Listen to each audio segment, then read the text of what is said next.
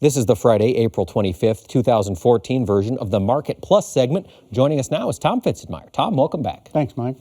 During the show, we didn't have a chance to discuss cotton prices, which did see a little bit of a rally this week. What are your thoughts? Well, old crop cotton that story is a little bit like old crop beans is, and it looks like the funds have been heavily long. Cotton demand has been fairly decent, but as exports are starting to tail off there a little bit, I think it got a little carried away.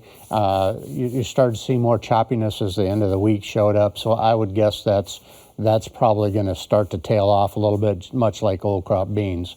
New crop cotton, we're just starting. We're about 9% planted, so just getting started planting. We did close higher in the week, but it was starting to get a little sloppy too toward the end of the week. So I think if planting progresses well, you're probably starting to see the upper limits for new crop cotton. Okay, time to get in there, probably make some sales. Yeah, I think we've rallied up enough to high enough levels that it's probably worth at least starting to some kind of a sales program. Okay. Now, we do have a couple questions in here from our Twitter followers, and John in Belmont, Iowa, was curious, how do you think the new crop bean price, how does Mr. Pfitzenmaier think the new crop bean price will go this year? What are we looking at on new crop? Well, as I said on the show, the United States is an island of tightness. It's pulled that old crop higher and has drugged new crop along with it. If you look ahead a little bit, the world's got plenty of beans. When we harvest our crop, we're looking at higher acreage. If we have any kind of yield at all, we're going to build on stocks too. So I think there's a ton of downside in new crop beans. To me, them up in the 1240 to 1250, 1260, whatever we can pull up to here in the next few days, I think is probably going to be it. Now, if we have planting delays in corn, that's even going to be more negative because it could push some acres back to beans too. So either way, I think there's at least a couple bucks downside in new crop beans.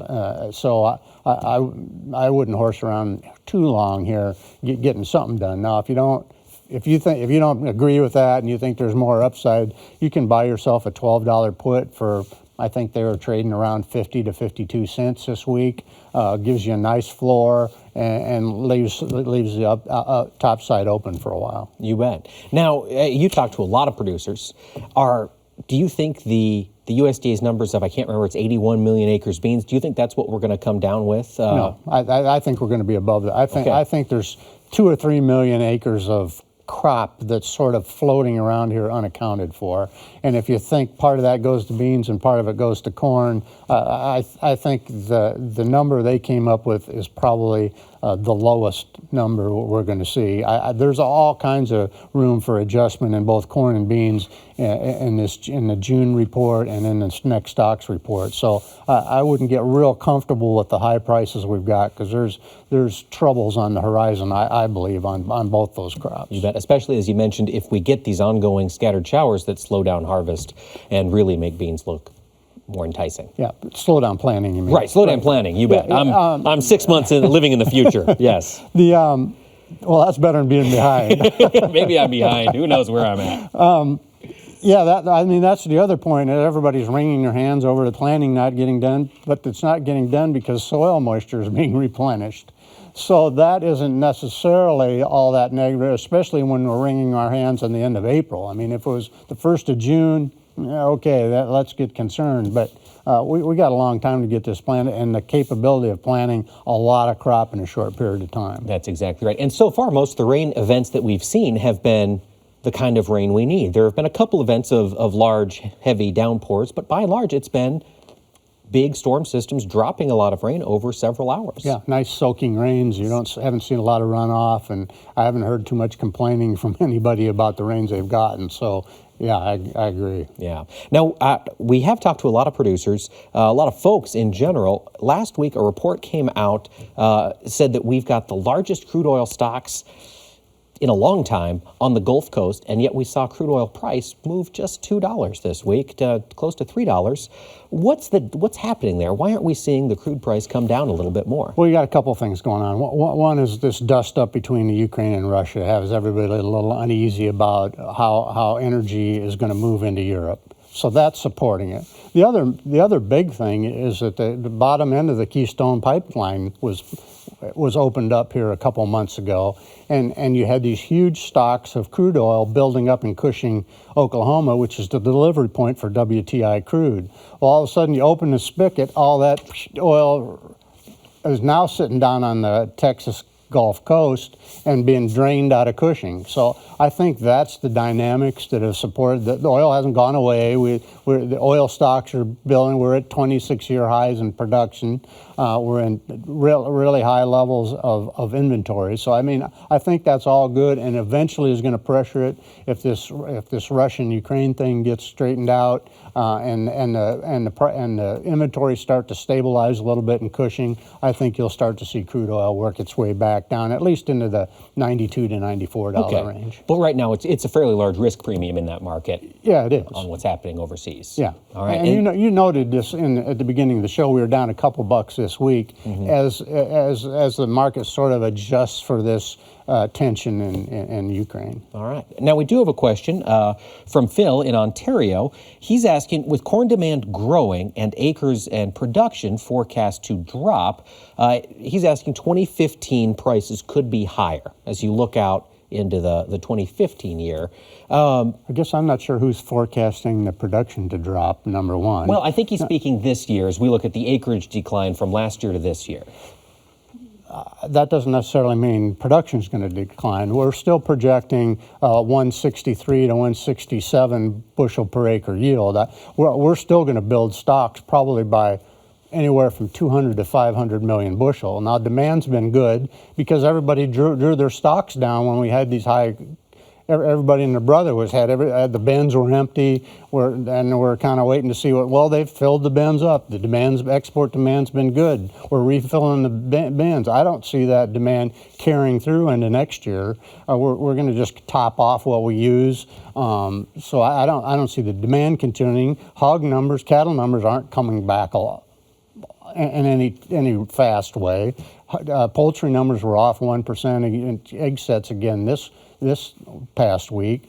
So I guess I don't buy. I think we're going to build stocks from one. Not granted, they went from 1.9 to 1.3 or 1.4. So there was adjustments, and that's why we rallied this spring unexpectedly. But I don't think that's sustainable, and I don't agree that stocks are going to drop. Well, now looking at that, as you look to 2015, should folks be considering making some sales into that 2015 year? We have been. I think that December 15 corn in that $5 to maybe $5.25, anywhere up in that range. I think you start dribbling a few sales out there. I mean, I wouldn't get carried away because things can happen, but.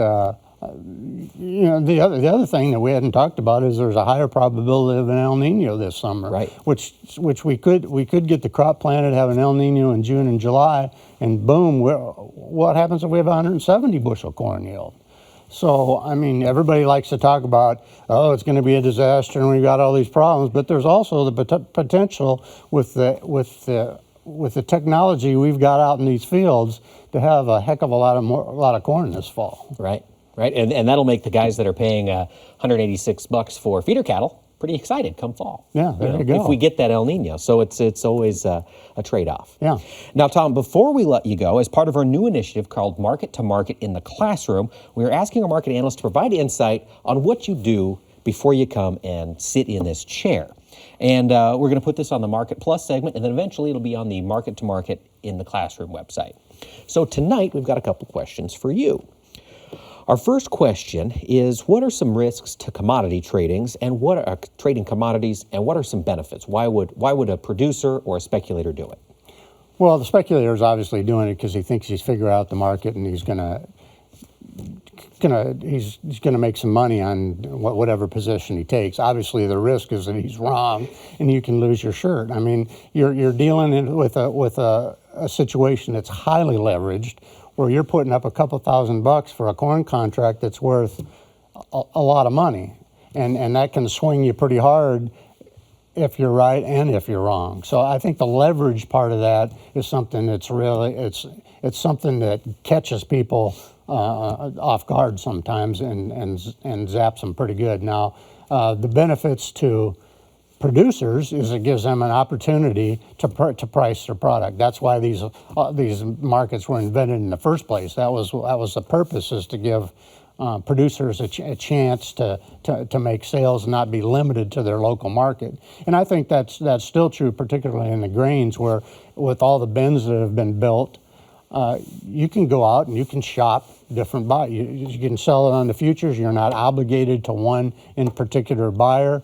You can shop that around, try and get it make basis deals. I think that's one of the advantages of using the futures is that flexibility. All right.